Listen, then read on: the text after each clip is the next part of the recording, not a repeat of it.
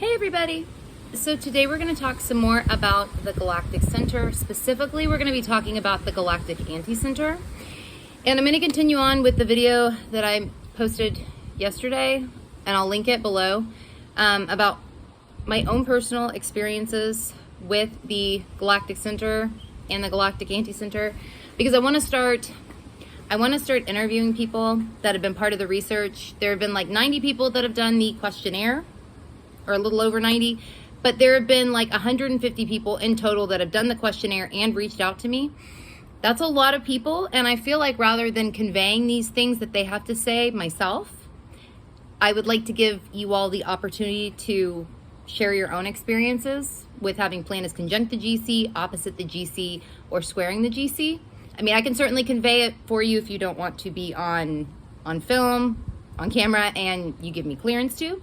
But I would like to give people the opportunity to do this first. So, yeah. But I figured before I interview other people, I should start with myself. Since I'm the one doing all of this research as it is, and because it is very personal research to me.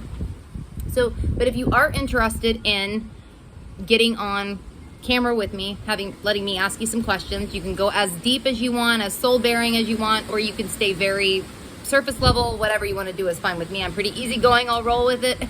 God, it's windy. But email me at saturnseason@gmail.com. I'll put my email below, and let me know if you're interested in doing this. But anyway, I'll get started with Chiron. I have Chiron conjunct the Galactic Anti-Center. It would be right around here. You cannot pull the Galactic Anti-Center, but it is opposite the GC. My GC is right here, or the GC in my chart is right here, conjunct Venus and Uranus.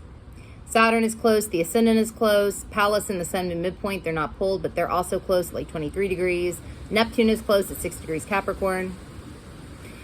And then I've got some stuff going on at the Super Galactic Center. My South Node and my Midheaven are there. And then opposite the Super Galactic Center, I have my IC and my North Node. So my Galactic Grand Cross is lit up in my chart, which is why this research is so personal to me. So first, the Galactic Anti-Center, just to put this out there, the Galactic Anti-Center is this place in the sky, a real place that is very calm. The GC is a place that's like filled with energy, lots of energy, swarming around inside of it, churning around. The Galactic Anti-Center is a very, very calm place in the sky. Much calmer. It is covered by space dust. Literally in the sky, there's a lot of space dust around it. So it's a little foggier in that sense. It's also next to a very bright star named Elnath. I believe that's the name of it. And this star like lights up the whole area.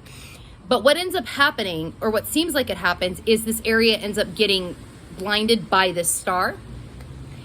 So if you were to translate this to a chart, it is my theory that this area of the sky, if you've got planets, conjunct the Galactic Anti-Center, and right now I'm using an orb of 10 degrees applying and separating. I know that's kind of wide, but that's what I'm going with right now.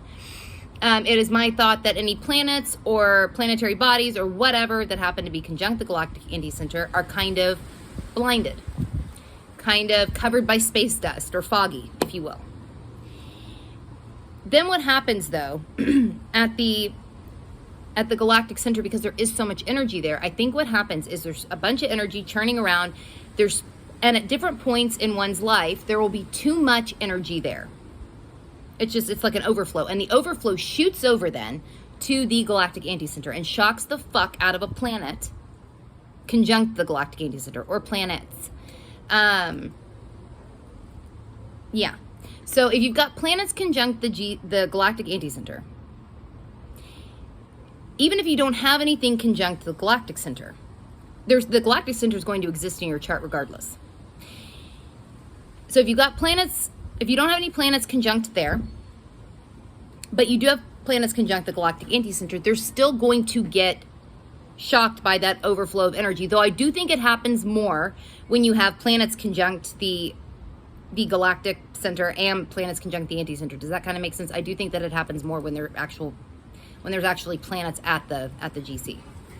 But regardless, it will happen. So my Chiron, again, Chiron is in the 7th house. It is in Gemini, and it is conjunct the anti-center. So what ends up happening, like, okay, essentially what happens is my pain, Chiron's wounding, ends up being kind of blinded to me, if that makes sense. And let me explain it like this. Like I've had a lot of, and because this is in the 7th house, a lot of the really shitty, painful things that have happened to me have had to do with one-on-one relationships. And that's like a tale as old as time. Like I'm not unique there. I'm not saying that I am, but that is where a lot of this wounding comes from. In fact, a lot of the time I feel like I am wearing an invisible sign around my neck that says, hurt me. Quite honestly, that's what it feels, that's what it feels like. And it wasn't until somewhat recently that I realized that I was wearing this fucking sign around my neck, this invisible sign. That's like Chiron being blinded, you know. But so I'm not always aware, and in the past, I haven't always been aware of how painful things in relationships were for me. Like some really shitty things would happen to me, really terrible things that might actually put other people out for a while. They don't put me out, but that's because I think some of the pain, I am blinded to it. So I'm able to kind of compartmentalize things. Like, okay, like this person is a shit. This person did a shitty thing to me. I'm gonna put it in a box and I'm gonna put it over here. I'm gonna deal with it later. Problem is I don't ever really, well, I do now, but in the past I never really dealt with it later. I just kind of would say, I'm gonna deal with it later. I'm gonna deal with it later. I'm gonna deal with it later. Never really did. But what happens is eventually Chiron gets shocked in my chart. Eventually, the overflow of energy from the GC will shock Chiron. And when that happens, and it has happened in my life, it like knocks me out. It's like a knockout. Yeah. So while you might be thinking it wouldn't be so bad to have pain blinded, and it's not in a lot of ways. In a lot of ways, it's not, because I'm able to push through things that other people might not be able to. When that overflow happens, it does knock me out in such a way that I'm really not worth a shit for a while. That's been the case. That was the case in my 20s, when I was a teenager. So what I've tried to do in working with Chiron and with being aware that it is at the anti-center, and being aware that I might not be aware of how much pain Chiron does hold. Trying to be aware of it. And I can still, you know, the compartmentalized thing that I talk about doing, I'm probably always going to do that to a certain extent. But what I've stopped doing is saying I'm going to deal with it later, and never dealing with it. I've actually started dealing with it. I might need to compartmentalize it for a little while. Because we all have shit to do. But I will actually take the time to acknowledge that wounding. So that way, when Chiron gets shocked, and it will get shocked, in my case, it will get shocked, in anybody's case with the planet conjunct the Galactic Anti-Center, it will get shocked. At least in my case, when Chiron gets shocked, it won't knock me out. I really don't think it will, because I will have already dealt with a lot of that stuff that I before was more blinded to. So when the shocking does happen, it won't be quite so traumatic as it has been in the past. Another thing about Chiron conjunct the anti-center, in my case, communication in relationships. I have found, okay, it's kind of a weird thing, because I found that, like, people have a very easy time talking to me, telling me things. People like to share things with me, and I'm happy to have people share things with me. But I have found that when it comes time for me to share things with people, and this could be in any kind of relationship, not just romantic relationships, but even in friendships, and not universally, but a lot of the time, when it comes time for me to share things, it's kind of like, you can go jump off a bridge now. That's how it's felt throughout my life a lot of the time. Yeah, and what that kind of has done to me, conditioned me to be like, and I think I'm already kind of conditioned to be this way anyway, because Chiron is in the 7th house in Gemini. It's silencing, in a sense. Like, okay, well, these people clearly don't give a fuck what I have to say when it really matters, so maybe it doesn't really matter. Do you know what I mean? So I've had to kind of look at that and like, why do I keep people in my life that make me feel that way? I don't anymore, but why did I for so long? Why did I allow that? Why did I make excuses for shitty behavior? Why did I make excuses for feeling that way? Why did I make excuses for them? It was a thing that I did for a long time. And in more relationships than just with like my ex-husband. I mean, this was something that happened a lot. Now I also feel like with Chiron in the 7th house, because even though I'm talking about like the pain is probably much greater than what I'm consciously aware of, what I can actually see. The healing ability is also much greater than I can probably see too. And I do think that is true.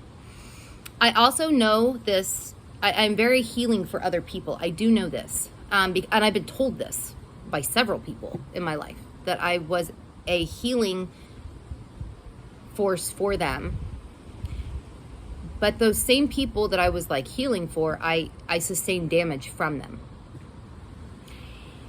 And I feel like that, I had an energy healer or an energy reader tell me that my energy was like this kind of goes back to the GC, that my energy was kind of like a tornado or like a hurricane, not destructive to other people, but it ended up hurting me. Like I could take their energy, other people's energy, without realizing I was doing this. And I could like turn it and twist it in such a way that they wound up better off, but I would sustain damage from it. And I had to, she was essentially telling me that I had to learn how to do that, because I naturally do this and I always will do this, and it's just kind of how I am. I have to learn how to do this in such a way where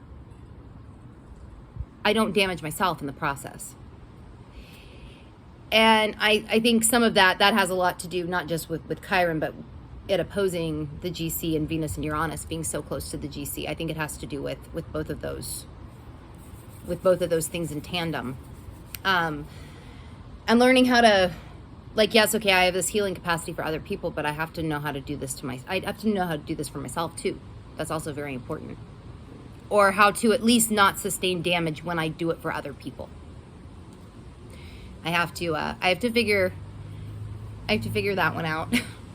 I have to figure that out. It's gonna take a while probably.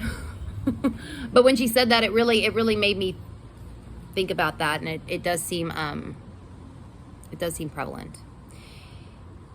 I'm trying to think if there's anything else that I'm missing or I feel like sharing. Oh, Chiron conjunct the Anti-Center.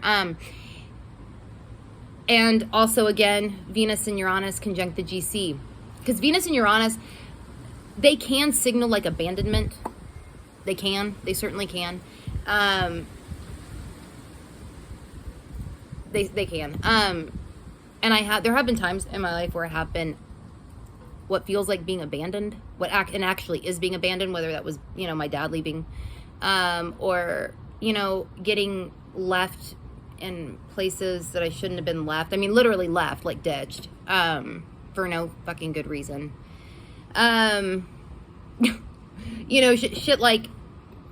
Shit like that. So there are some actual abandonment things going on that I am consciously working through now, but I kind of ignored them for a long time. I just kind of, because Chiron is at the Anti-Center, and it doesn't see how bad, it was like, oh, my dad left, that's no big deal. Oh, that fucker left me in Beaumont, that's no big deal. Like, no, these are big deals. These are big deals, and they shouldn't have happened. Kind of playing things down to be less than they were, I guess. yeah, I do think that is something that I've been working through. So there is some abandonment stuff there as well. And also there's something to be said about not abandoning myself in relationships, which if I am healing other people in relationships without even realizing that I'm doing this, there can be almost a self-abandonment that I think can have a tendency to happen. And that is also something that I will need to watch in the future and in the present to make sure that doesn't happen. That I don't kind of forsake myself. Especially with Venus and Uranus and Chiron also squaring the nodes. I think not forsaking myself for the sake of the other is a good thing. Learning how to not do that. Have relationships, but not do the forsaking part. Yeah, there's probably other things. I'm going to go and stop here because this got kind of long. But if you would like to be a part of this research, let me know. If you want to actually be like if you want to talk with me on camera about your own experiences with this. If you haven't gotten to be a part of the study yet and you'd like to, also reach out. I will put my email below again. It is saturnseason@gmail.com, but I will put it below. Yeah,